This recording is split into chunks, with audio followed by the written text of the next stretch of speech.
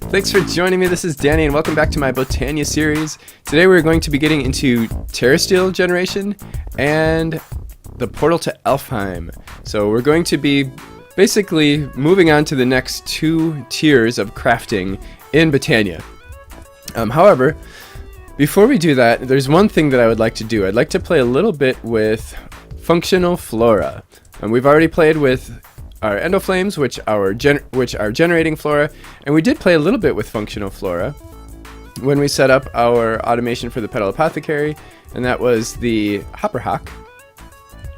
Basically, functional Flora are flowers that take mana and do things for us.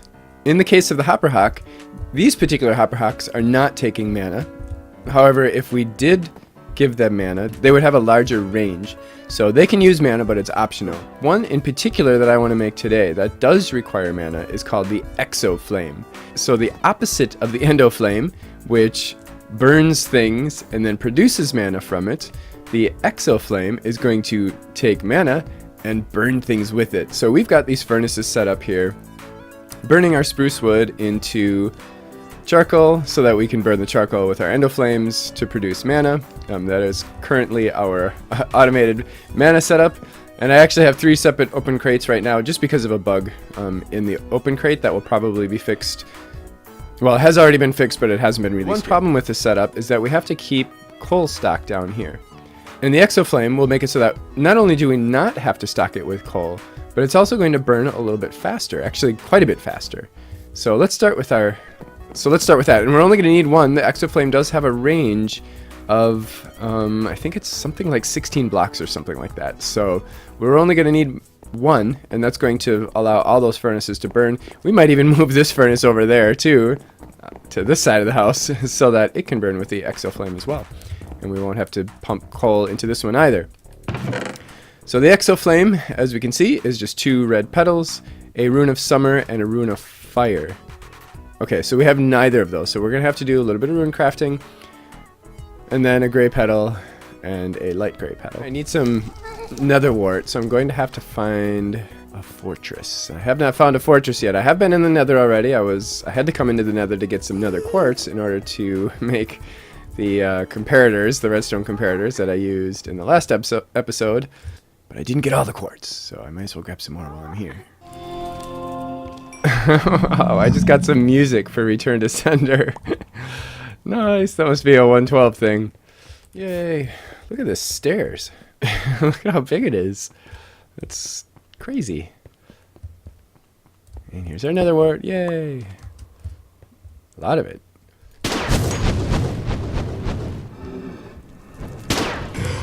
Yay. Got 1 blaze rod so far. Oh. Nobody's dropping them though. I've killed like 3 blazes. I only got 1 blaze rod. Uh-oh. Okay. There's 2. We are going to need some blaze powder, although there is another way to get blaze powder with Botania that doesn't even involve coming into the nether. Gunpowder, nether brick, nether wart, mana powder, and mana steel. And I'm going to need some living rock.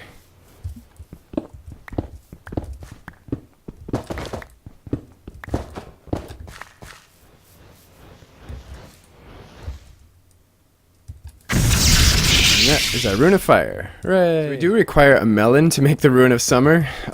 We could run around until we find a jungle, which could take us, hours and hours and hours. Or we can make an alchemy catalyst.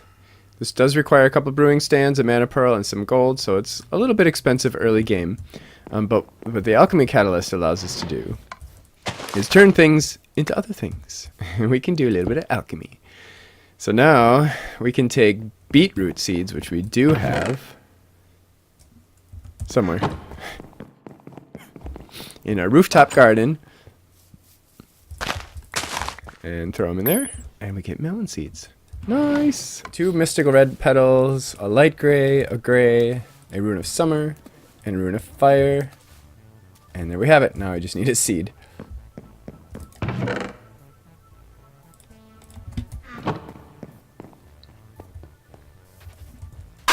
Yay!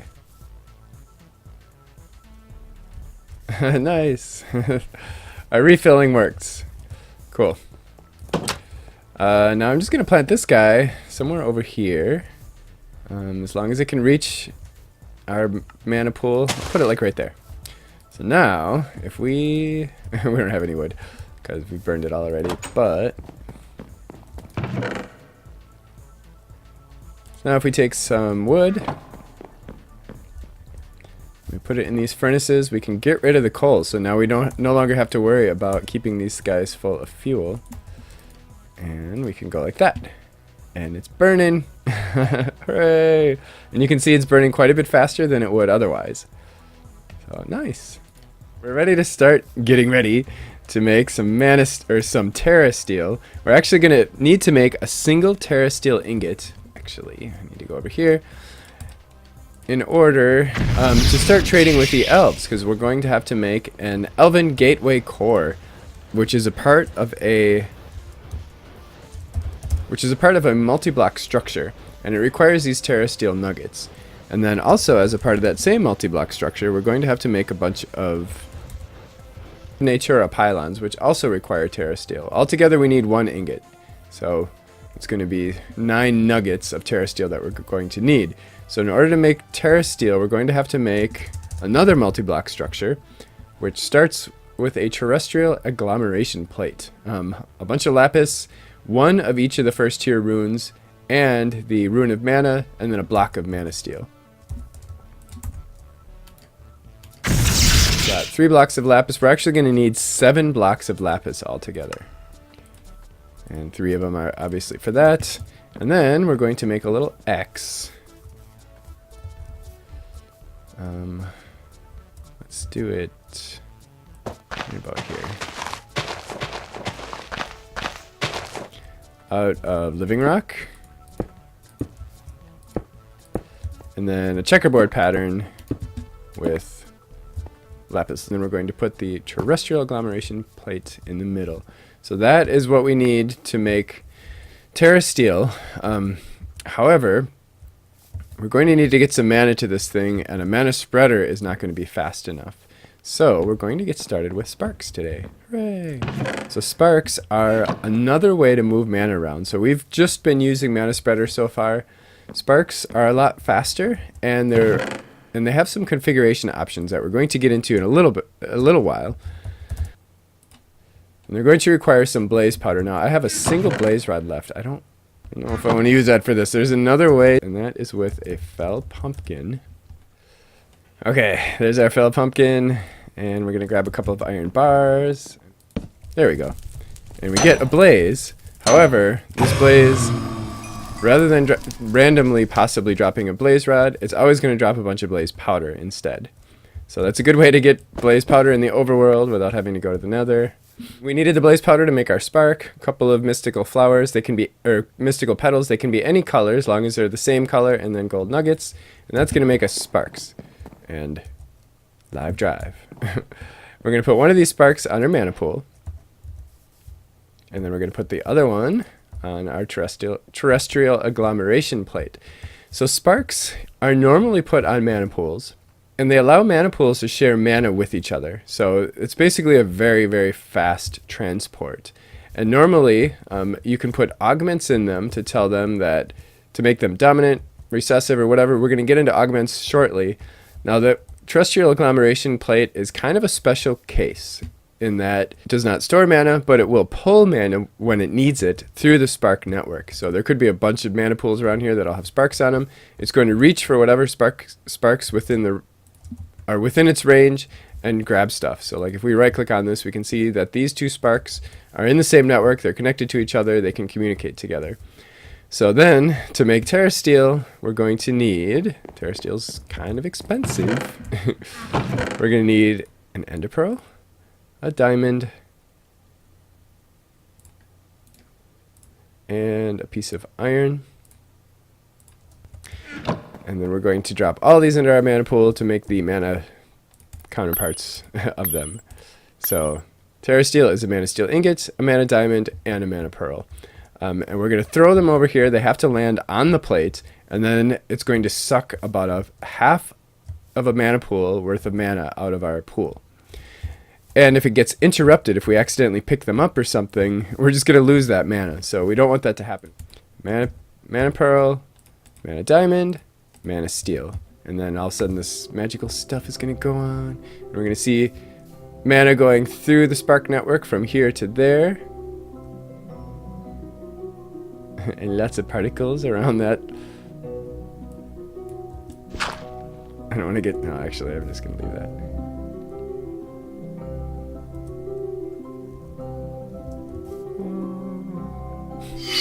There we go. Nice.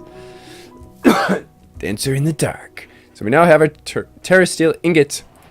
Terrasteel is an amazing metal. We can do a lot of amazing things with it. As you can see, it's quite expensive. Probably a little too expensive for us to make like armor and stuff at this point in the game, but we will eventually. So there is a section in the Lexica Botania on Alphemancy. And if you click on that, the only thing that you're going to be able to see is the portal to Alfheim, the next step in the journey.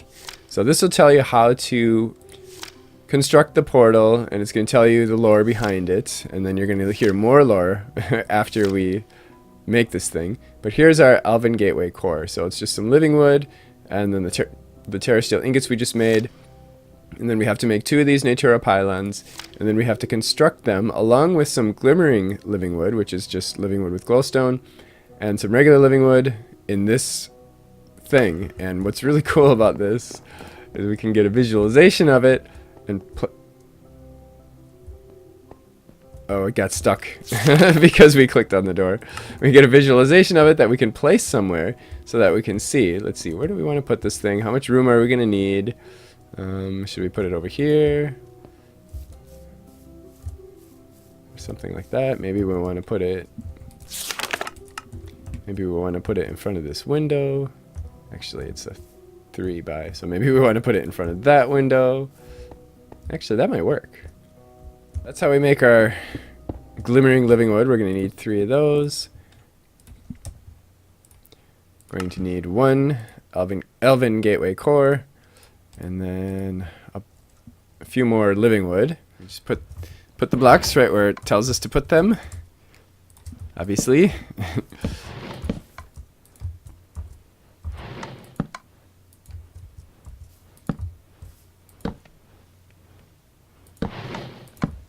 Okay, and then Glimmering wood. Now this stuff actually casts light, the Glimmering living wood, so you can use that as a light source. Structure complete. Hooray, there we have it.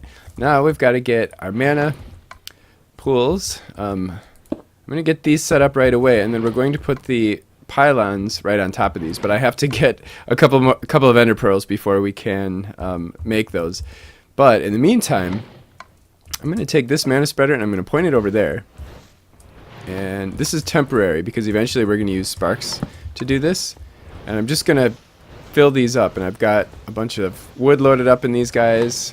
And I've got these going. So we should be able to get all 3 of these mana pools filled up eventually. We need these pools to be about an 1/8 full each. So like we need to have a total of 1/4 of a mana pool between these two in order to open up this portal. This is a portal for trading, so we'll be able to throw things into this portal and get things back. So I'm going to make 2 mana pylons.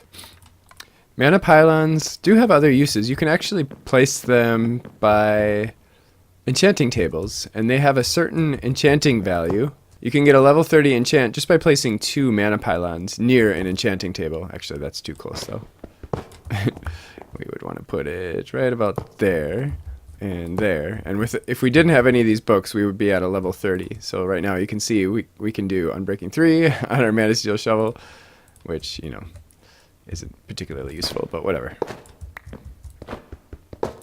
But that's not what we're going to do with these. We are going to upgrade these to Natura Pylon, and that's going to use up the rest of our Terrasteel nuggets and our 2 Eyes of Ender. I did, by the way, have a pretty productive night. I got 4 Ender Pearls. And we're going to set these up right on top of these mana pools. Oh, there we go. Let's see how much mana we've got here. Oh, we've got enough mana in there. Okay, so I'm actually going to turn that one out just so it empties itself into that pool.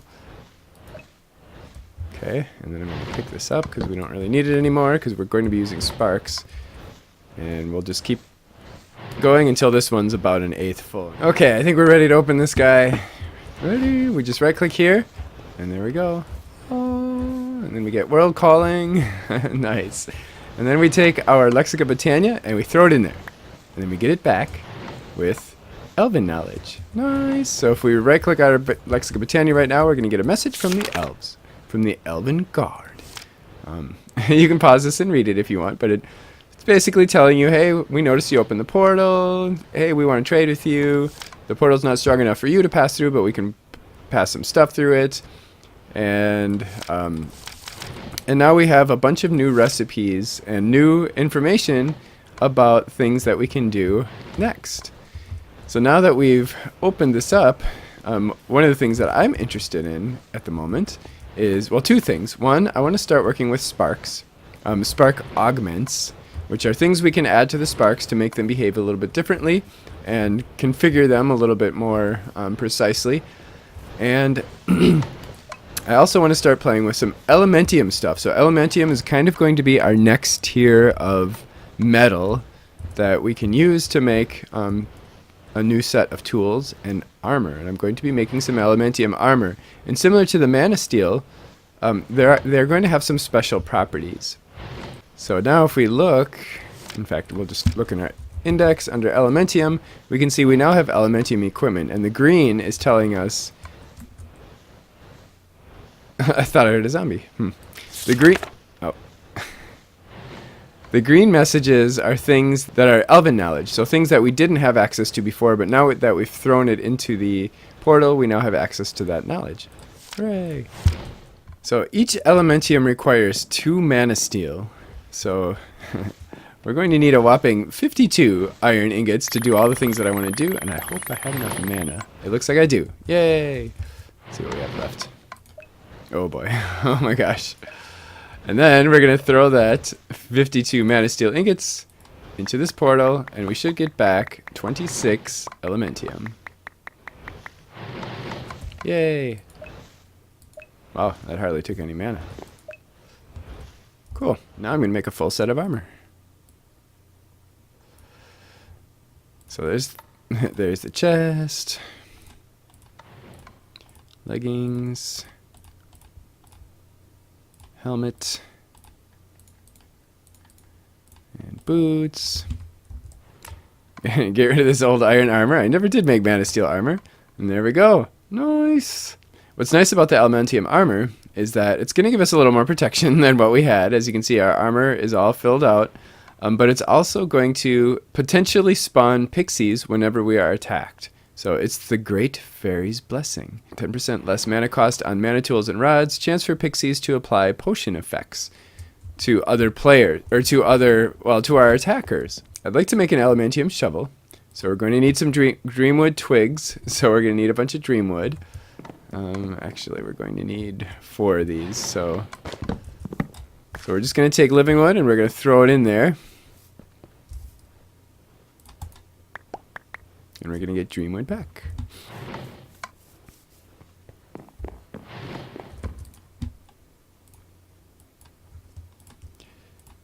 And Dreamwood twigs. And we're going to make a shovel. Oh, I need one more because I also want to make the sword. And the sword is also going to have a chance of spawning pixies. So we're going to need 2 more iron. We're running really low on iron. Oh my gosh. Guess I might have to do a little bit of mining.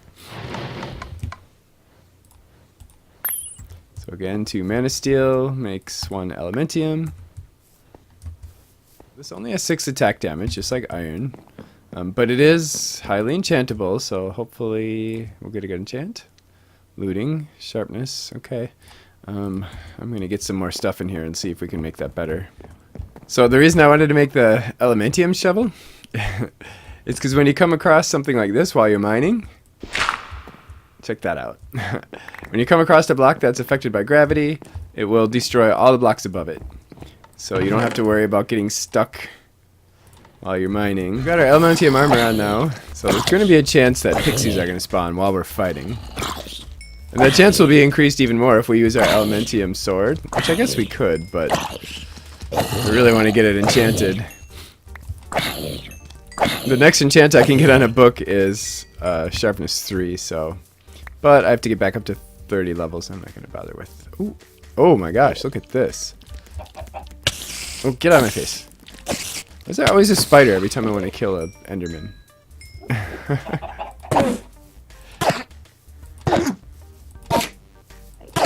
Jeez, come on. We really need to get some better weapons. Come on.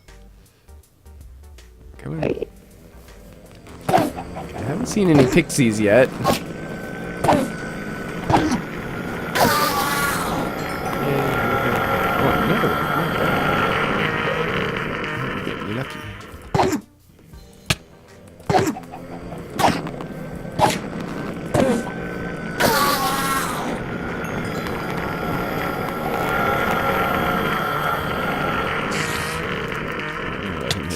There we go. Did you see that? That was a pixie, and it did a considerable amount of damage.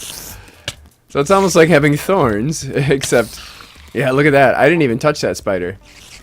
Nice. It was all the pixies. That's cool. Nice. They look so cool, too. They look much cooler than thorns. Well, we can get sharpness too, so that's... I guess that's okay. Brings us up to 7.5. I did get a sharpness 3 book. I'm going to save that, though, for when we get into mana enchanting. Because then we'll be able to use it on multiple things. One thing to note about the Elven portal is that if you throw something in there that they're not expecting, or that there is no recipe... Whoops. That there's no recipe for... the elves are going to take it as a donation. So do be careful what you throw in there. And I guess theoretically you could use that as a way to avoid certain things. There. So now that we have access to Spark Augments, we can start tearing stuff up. Because I'm going to kind of spread out a little bit. The Spark Augments, the Sparks and Spark Augments, are going to give us the ability to kind of spread out a little bit more, to store more mana, and to move it more quickly over larger spaces. Okay, so I've got our mana generation moved up there. I'm leaving this pool here. This is going to become our crafting pool, and we're just going to always keep this full of mana, and we'll see how we're going to do that in a bit. I need to use 4 of my ender pearls. So sad to see those go, because I don't have many ender pearls. Because we want 4 pixie dust, because I'm going to be making 4 different spark augments, and we'll see what how those work in a bit. I'm going to put a spark in each of these pools. So there's 4 different types of augments. We have a dispersive augment. When you put a dispersive augment on a mana pool, now the augments can only go on mana pools. They cannot go on things that pull mana, like the Terrasteel agglomeration plate. A dispersive augment will basically disperse mana to players nearby, so it'll fill up our band of mana. A recessive one, which is what we're going to make right now, will have this pool disperse its mana to all other pools that have sparks within its range. That would be within 12 blocks. Sparks will connect with other sparks in a 12 block radius, or actually a 12 block square in every direction. So basically a 25 by 25 by 25 area. So a recessive spark will have the pool give its mana to all other pools that don't have recessive sparks in them. We're going to put a dominant spark on this mana pool, which means that it will pull from all other mana pools nearby that don't have a dominant spark in them. And then finally, the isolated basically isolates it from the rest of the network. So it doesn't allow dominants to pull from it, and it doesn't allow recessives to push into it. So upstairs we have our mana generation, and this is going to be expanded. This whole area is going to be all mana generation. In fact, I might even get rid of this path and change this all to grass at some point in the future. But for now, I've got our 10 Endo Flames up here again. I have our Exo Flame right here, which is pulling from this mana pool, although we may have to make some adjustments there, because this mana pool is going to get a spark, and that spark is going to be recessive. And we're going to do that with all of our source mana pools. So any mana pool that is filling up with mana from flowers. And then we're going to have a bunch of mana pools up here that are going to act as a mana battery. So basically what a mana battery is it's just a bunch of mana that's sitting here waiting to be used. So all 3 of these are going to be full of mana. Eventually this one's going to be full of mana too.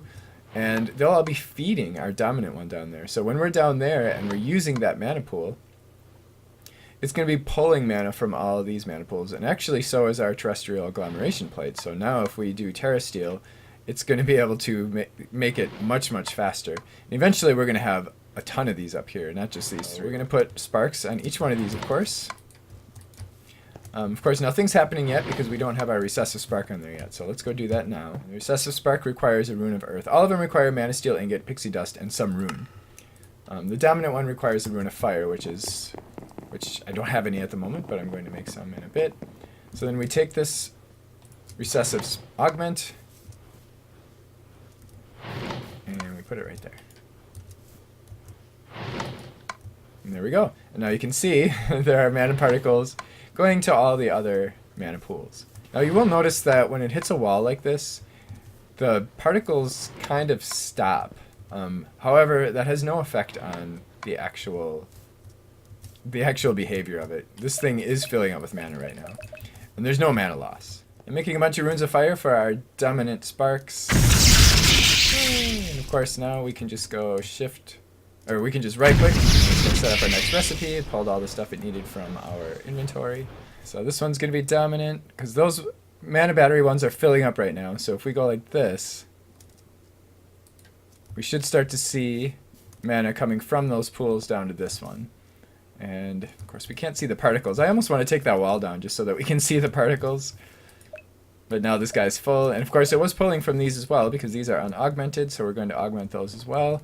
However, we do have to remove the Natura Pylons. We have to make sure they don't fall into the portal, because we don't want the elves to think that we gave them as a donation. Okay, so dominant. And now it's pulling from this one. Of course, we don't want that.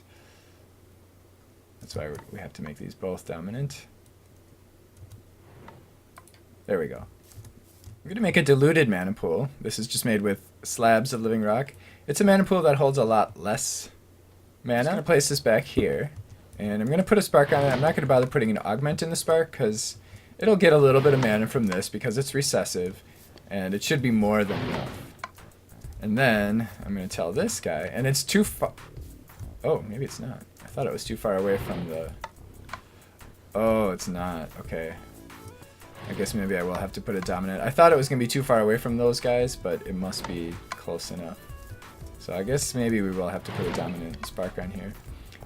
But what I wanted to do is bind this to that. So I shift right click here, shift right click there, and it is now bound to this mana pool instead of the one over there. My Exo Flame is running out of power, or it is running out of mana, as you can see. So I am going to put a dominant spark down here.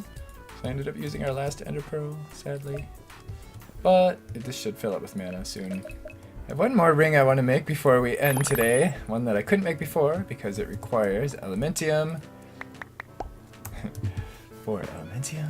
And it requires a Rune of Pride. So we need Fire, Summer, and then 2 mana diamonds. This is one of our most expensive rings so far. And that is the Ring of Far Reach. Hooray! The Ring of Far Reach is going to extend our reach, which is going to be awesome for building especially. That's what I like the most for. But even for doing things like this now, if we were to manually cut down this tree, we could cut about that far, right? Then we'd have to start climbing and so on and so forth. But if we're wearing the Ring of Far Reach, then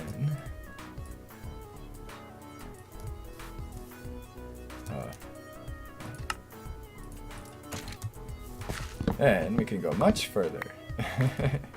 Hooray! Of course, that's not. We're not going to use this for trees though, because I have this for trees. But nice. But it's still very nice because you can reach far away, which is great for placing things, for breaking things, and for building. Especially for building. That's what I really like it. Producing lots of mana now. I keep feeding it with wood though, so it's a lot of work cutting down those trees over and over again. Even though we have our mana blaster, I'm still spending a whole lot of time cutting down trees. So of course, in the next episode, we are going to be getting a tree farm. Oh, this armor. This armor looks really cool. Check that out. Nice. Anyway, So in the next episode, we're going to be setting up a tree farm. It's going to be all Botania. So I do hope you join me for that. Of course, if you do have any questions or comments, please feel free to leave them in the comment section below. And if you did enjoy this, or if you learned something today from my video, please don't forget to click the like button and to join me next time. Thanks for watching. Bye-bye. Another warts, gunpowder, another brick, 1 mana powder, oops, and 1 mana steel. And I'm putting these in a... Cut.